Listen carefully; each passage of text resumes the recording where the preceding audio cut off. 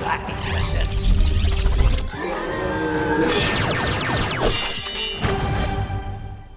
christiangeekcentral.com.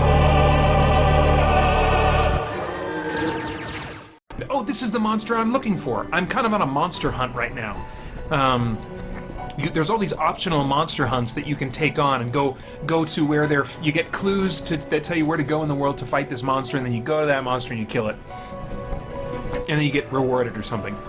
For those who haven't played this game, what makes it different is if you've played Dragon Age Origins, you have a little bit of insight as to what this game is about. Oh, that's the map I pulled up, sorry. You've got this, you have these gambits.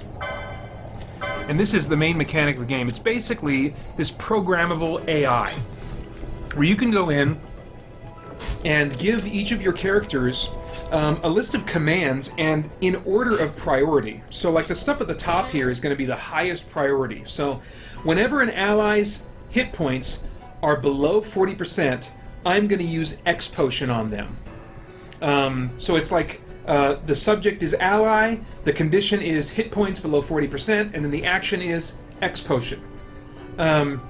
Whenever their hit points are below 50%, I'm going to use Curaga. This is the highest priority, but yet in order of hit point loss, these other ones will kick in first. So ultimately, if suddenly they're dropped below 40%, boom, they get X potion right away. But if they're dropped below 50%, not quite as bad, then I'll use Curaga. If they're dropped below 70%, I'll use Cura on them. And then here, condition, foe. Whoever the party, the subject is foe, the condition is they're targeted by the party leader, and then the action is I attack them. So you start out with very few of these, but then you can really fill these things up as you unlock slots in their gambit system, to the point where you have some, really involved kind of AI. So like,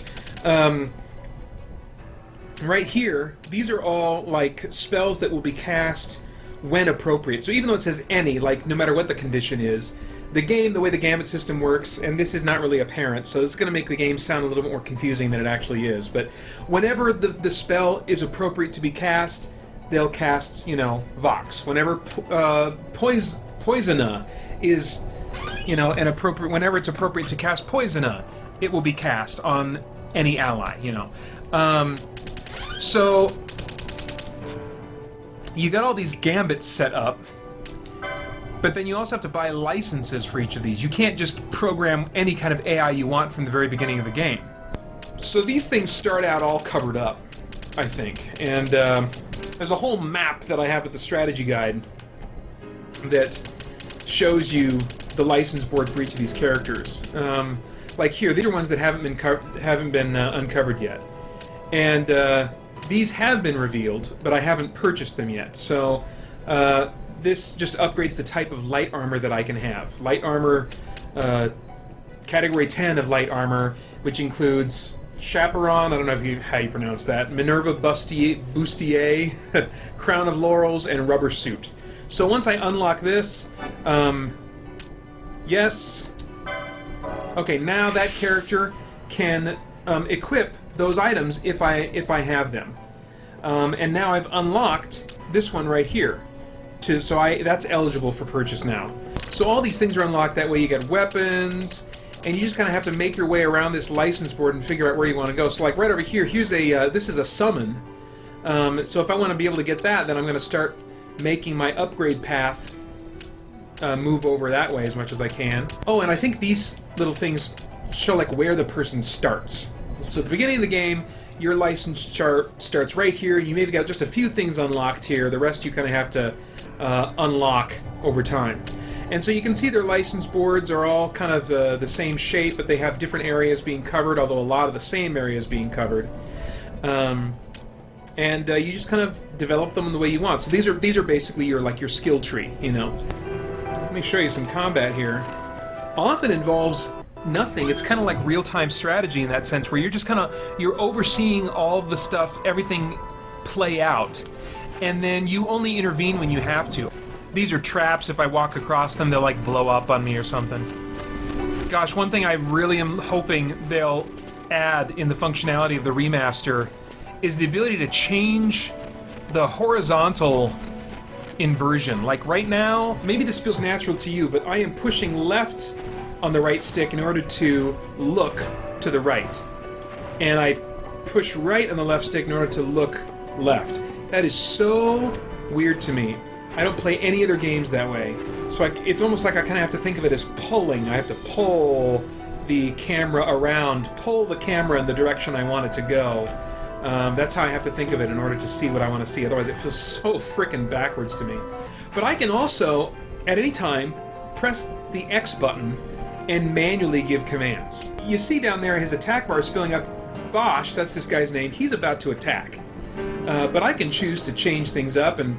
What is this? Performing an action, expending mischarges? I can't remember what those are. I think that's some kind of like super, break attack or something like that you build up over time, maybe. You can also turn gambits off, so that everybody's all manual. And so in that way, if you want to play this thing like a totally turn-based game, you absolutely can. Okay, all my gambits are off. Okay, so now let's go ahead and we'll attack this guy. And then if there was more than one option, then I would cycle through them down here where the finger is pointing, but I'll just attack like that, and then go through here, and do magic, black magic, let's say fire, and let's do Fira. And there's my target. And then it all just kind of plays out, and I haven't selected for Pinello yet, but we've killed that guy, so I don't really have to. So, I mean, you can absolutely play this as a, traditional, in a sense, Final Fantasy game. But I prefer it with the gambits on, because then I kind of feel like a master strategist a little bit. And I do all my planning kind of in advance, and as I'm able to, I upgrade what my plan is for taking on enemies. Now I'm blinded. Let's see if somebody cures me. Yep, there she goes. I got that gambit set to go, so she's all set. And I also have, like, shell cast on these guys. Like, that's an auto cast. As soon as I have an available ally target for the spell shell, it gets cast. So I've got, like, these buff spells that automatically get cast. And so, recently, as the news of the re-release, or the remaster came out, I've heard people complaining. Like, some people really don't like this system. They find that it makes the game boring to them. I don't. I really don't. I mean, first of all, the game doesn't start out like this. You do have to do a lot more manual stuff at the beginning. And then as you start encountering different enemies, some enemies have very specific strengths and weaknesses that you'll have to change your gambits to adapt to. And so, it's I find this to be kind of like a nice blend of just kind of casual looting and then also like deep strategic gameplay. I've also heard that in the update they're going to have a speed mode where you can basically run through these fields a whole lot faster. So if your gambits are set up really well, you can just plow through environments really fast. Maybe it'll be a little bit more engaging. Maybe you'll have to think on your feet a little bit more because of the speed at which everything happens. So, I'd be cool with that. But at the same time, I don't always like, really tense kind of like. That's why I don't play real-time strategy games, because I like to have the option at least to stop and pause and think about my actions and what I want to do. I like real-time, combat, like real-time strategy type combat, but I don't like to have to only be able to do that kind of combat. I like to, when things get intense, be able to pause and think. But dude, let me tell you, if you haven't seen the trailers yet for this, go watch the trailer for the remaster of this. I mean, to my eyes, it could almost pass as a PS4 game. The upgrade is to the graphics so beautiful. I mean, the design in this is already intricate and detailed. This is a PS2 game.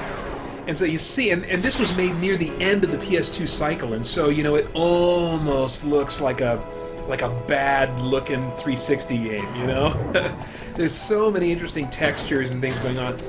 And the upgrade, the visual upgrade, it's beautiful. It's beautiful. And this is, I don't want to say this is my favorite Final Fantasy game. I'm not sure if I would go that far. I think the best experience I ever had with a Final Fantasy game was with, it's probably a tie between Final Fantasy IX and Final Fantasy VI/3. I feel like I should save. I'm a little nervous here. Can I save anytime? I can't remember. Oh no, I can't! That's one thing I really want to see just vanish from JRPGs for good, is freaking save points. You know, I love a lot of things about JRPGs, but I do not have... Sometimes I don't have, like, time for a 2-hour dungeon. I can play 30 minutes of a 2-hour dungeon, and then I gotta take a break. I gotta get it, but then, you know, they say, no, if you want to take a break, you gotta go all the way back to the beginning. I would rather they just let you save anywhere and just limit, like, where you can use tents. Oops, I don't need to do that. I got gambits on.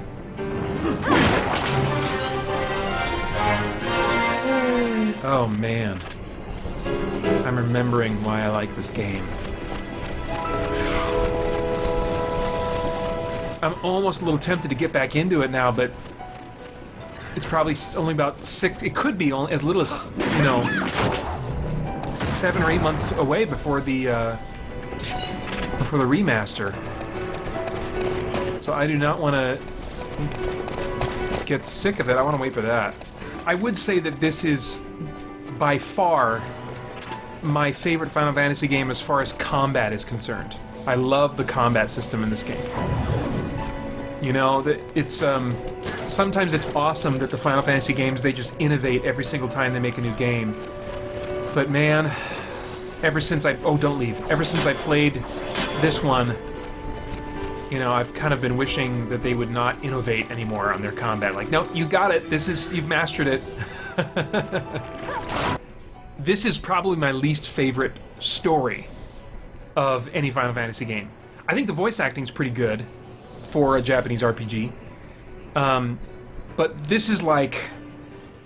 It's probably going to be a lot more cool for people that like fantasy with lots of political crap going on. You know? Like, there are so many names, positions, cities, people, weapons. I mean, like, by the time somebody says, like, oh, and this is Flagluga, the Jarbish of Mijubo, I'm like, I don't know what any of that crap means. Are we talking about a person, a sword, or a wagon? I mean, I just can't keep track of all the duchesses and dukes and all their specific titles and their significance to the story and who they're related to and stuff. And there's just, you know, it's not all that. I mean, it does definitely hang on a few central characters, but there are a lot of cutscenes with political stuff going on that I'm just like, I'm really having trouble staying interested in this. You guys have gotten quiet for a little bit, so I wanted to make sure that stuff wasn't broken. Maybe you're just patiently listening because I'm so freaking interesting. The reason I laugh at that, I don't get, I've said this before, I'm sure on a live stream, I don't get the whole Let's Play phenomenon. I don't find watching people playing video games interesting at all, so I just want to thank you for being here. And I hope that you're enjoying this and getting out of it what you hoped to get out of it, because I don't get the appeal at all, but anyway.